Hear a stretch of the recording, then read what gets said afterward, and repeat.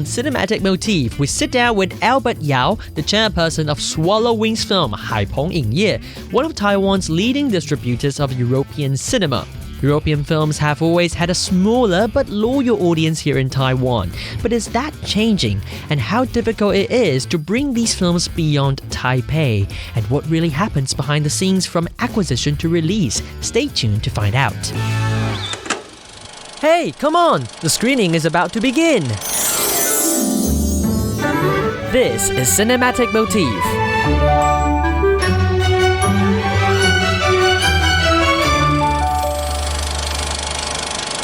Hello and welcome back to Cinematic Motif. I'm wanson. This is a show where I introduce you films in Taiwan and around the world.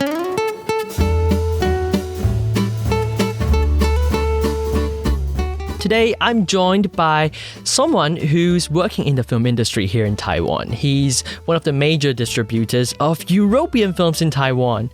I mean, if you are a cinema lover, you would go to a theater and perhaps you have wondered who brought these films to Taiwan. So today we have Albert from Swallow Wings Films with us on the show. Hello, Albert. Hello, I'm Albert from Swallow Wings. Okay, so could you please first tell us a little bit about what you do? Like, what is Swallow Wings Films and what is your job every day? Swallow Wings is an independent distribution company in Taiwan. So we release lots of films, especially for independent films from, for example, Berlin, Cannes, Venice. The films that selected there, and we will acquire the films and to distribute in Taiwan. So for me, I'm in charge of acquisition. So I travel a lot to different film festivals to watch films and then to introduce them in Taiwan. Yes, I mean your job is kind of like a dream job for a lot of people. Like you literally travel around the world. Which was the last country that you went to? At the time, like, was that 2 weeks ago, 3 weeks ago? I think it was Busan. Yeah. Busan. The Busan Film Festival. In Korea. Yeah. Okay, how many countries have you been to this year so far? This year, I forgot. See, that's the magic of this job. You even forget the number of countries. It's not like it's just I believe it's maybe it's around 5 to 10 countries, but I'm a little bit not sure how many is there. But usually it is like a routine. For example, the beginning of the year you go to Berlin and then Cannes in France, and was in Toronto in Canada. So maybe 5 to 7. Okay. Yeah. Wow. And I definitely hope that I can take over that job someday. No, just kidding. Okay, so today we're going to talk about European films and its distribution here in Taiwan. So first of all, we all know that European films definitely have a smaller audience base here in Taiwan compared to Hollywood features. So Albert, as a professional, in your experience, how would you describe the landscape of European films market here in Taiwan? Are the audiences growing or it's still very small? When it comes to Taiwanese market, it is more, I would say, I mean, of course, everywhere the Hollywood film is still the priority choice for the audience. And for Taiwan, you also have the Japanese films and Korean films for the people to choose if they want to go to cinema. And then you have the Taiwanese films, Mandarin-speaking titles. And then you have the European films. So I would say it's not the priority for most of the audience, but there's still a certain cinephiles who love cinemas and they would pay attention a lot to the films that selected in the major film festival. And those cinephiles are the major the audience for the European cinema. So I would say it is still limited, but there's still a market there for the independent films. In terms of the number of release, to take a look at the market, is the number of European films released in Taiwan getting higher and higher in recent years? I feel it's always a lot of numbers released in Taiwan. But if you see the box office result, I feel it's still limited compared to the others. Limited, but there is a market there. Because if you are interested in watching European films, then you will go to cinema to watch these films. Yes. I feel it will be tough to watch it in when you're in home and you might want to watch Netflix TV series more. Right. European films are really for cinema lovers who actually go to cinema to watch movies, right? Yeah. Okay. But also, I think geographically there is also, like a cluster of European films market. Like all of these screenings, usually they're mainly in Taipei. So what are the biggest challenges for you as a distributor to, bring these films to somewhere outside of the capital? It's really a situation that I feel a little bit sad. And trying to figure out if anything that we can do to expand the audience outside Taipei. For example, if you talk to other people, for example, from Korea or from even other countries in Southeast Asia, they have like a second city.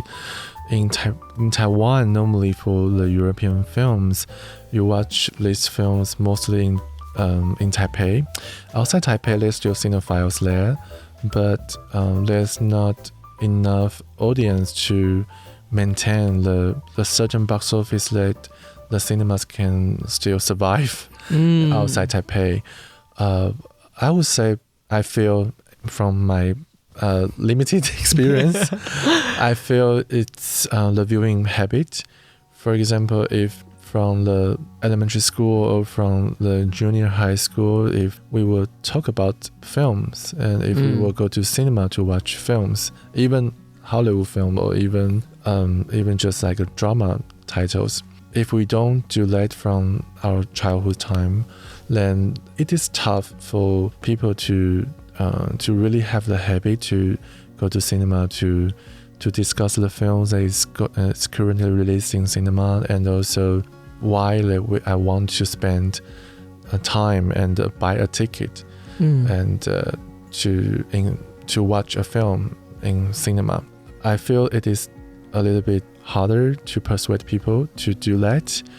And when they're old, when they've grown up, right? Yeah, actually, it's there's one conversation I had with my friends that it's around maybe in the senior grade in university that my friends told me like, oh, I'm starting to watch some films in cinema for the art house films, like for the festival titles, and I tell her that it's because you are old, so you feel like you want to explore other kind of films that besides the action films or besides the typical Hollywood titles that you might in a certain around a certain age that you might want to explore like other films that you are interested in but you don't know why you didn't pay attention to before. And so one of my friends told me that maybe for everybody you need to open the door.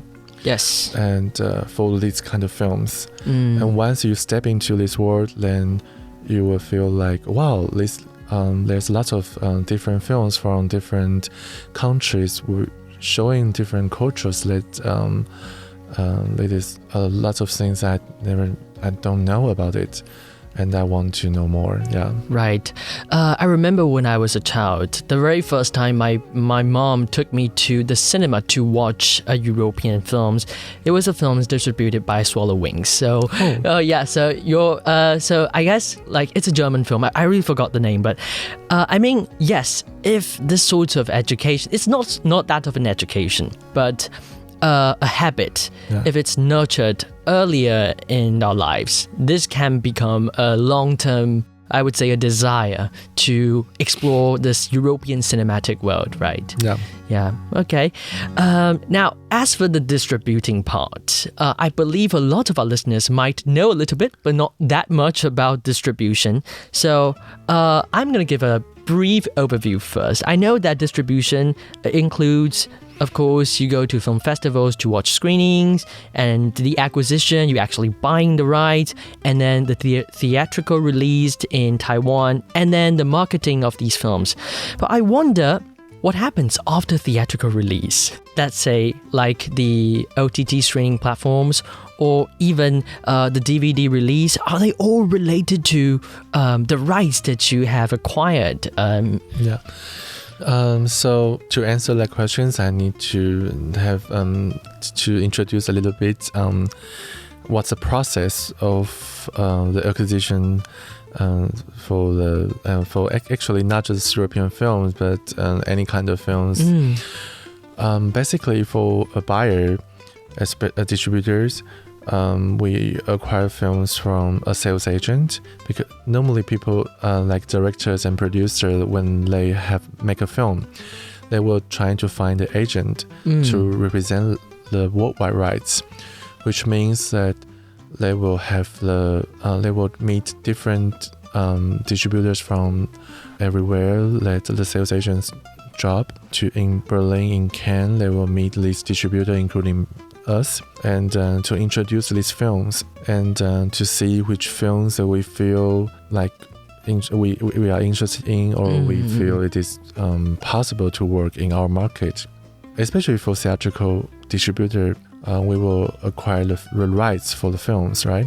So the rights basically it's not only for the theatrical rights, but also for the video rights, which the DVD, and also the VOD rights, which is like a streaming, and the MOD in Taiwan, and also like TV rights. It's all kinds of rights will be acquired, and then we after the theatrical release, we will trying to sell these rights, for example, to TV channel or to the streaming platform, and then that's why after the release you can watch the film through different ways. Yes, such as I know here in Taiwan we have Hami Video, we have like My Video, these different platforms, and these are all parts of the rights that you have acquired, right? Most of the time. Yeah. Okay, so right, that's why we need to get to know a little bit more about distributing today, because like it really concerns the I would say daily necessities, watching films from cinemas to even our streaming platforms. But I also wonder, Albert, you're a acquisition expert. I mean, like you have a lot of experience in acquisition. So when you decide to acquire a European film to Taiwan, what are the main criteria that you're looking for? Are you looking for films like that have won a lot of major festival awards, or some films that have cultural relevance to Taiwanese audience? Yes, of course, that if a film that they are selected in the major film festival, like the big ones, that will be the priority for us to review them. I'm sorry, but I sorry for disturbing, but I know that you're one of the experts of buying the Golden Bear Award winners at Berlin Film Festivals. Dear listeners, you can give it a check. I know. How many years have you been done it, like actually getting the rights for the Golden Bear Awards winner at the Berlin Film Festival? Countless. I don't know. But actually, when it's interesting you mentioned about Golden Bear, because actually during the 2000 till 2010s, we have lots of Palme d'Or. Oh yeah, Palme d'Or winner from Cannes Film Festival. Yeah, for example, we have 4 months, 3 weeks, 2 days by Christian Mongju, and also The Wind, Les Checks the Barley by Ken Loach, and also Michael Haneke's White Ribbon, and also Amour. Right. For Golden Bear, I believe it's maybe 6 to 7 at least. I remember A Separation, Caesar Must Die, Child Pose, the Cinnamon. I love Synonym. Benny and Looney Porn. Yes. And those Akaras. Right.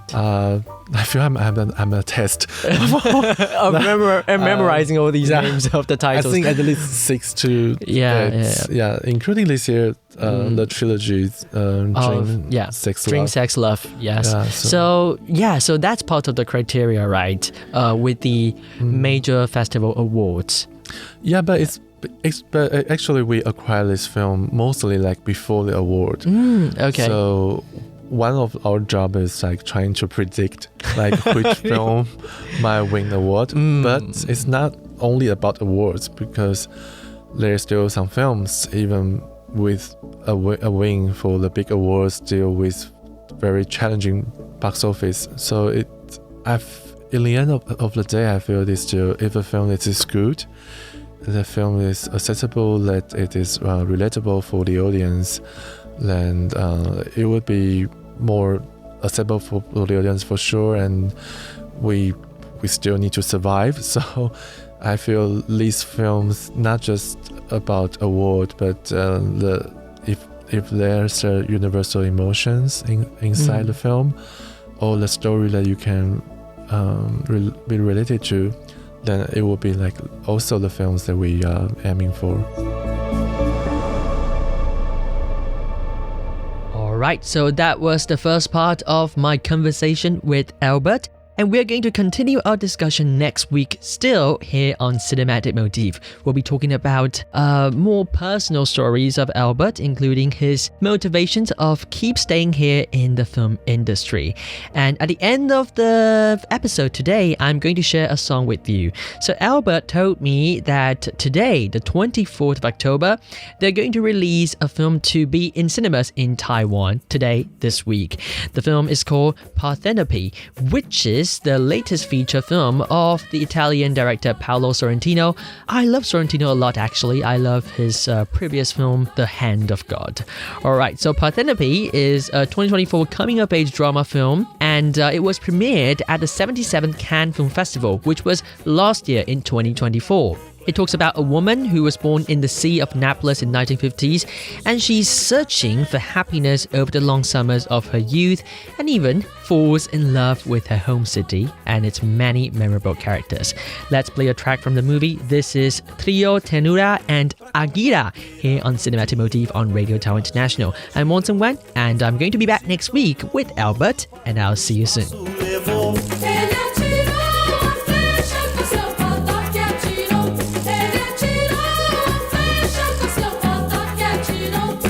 Pensamento em meu pai, nada tenho que temer. Ele só me pede a fé no mundo é poder. Ele só me pede a fé no mundo é poder. Ele atirou a flecha com seu botoque atirou. Ele atirou a flecha com seu botoque atirou. Ele atirou a flecha com seu botoque atirou.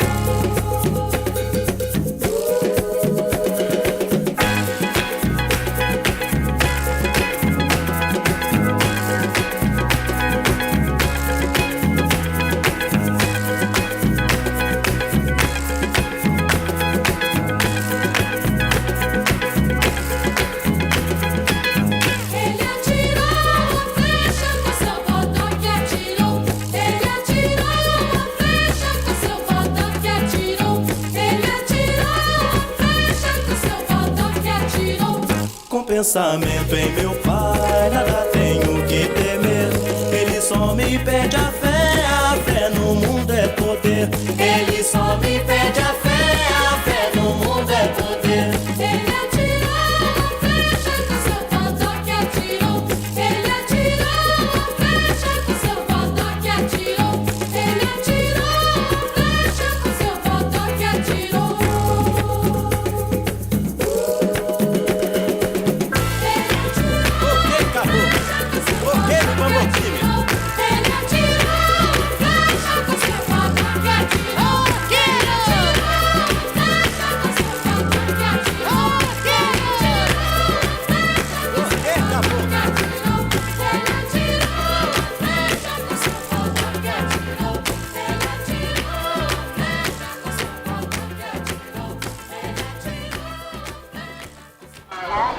Listen!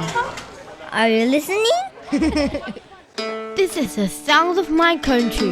This is the sound of Taiwan.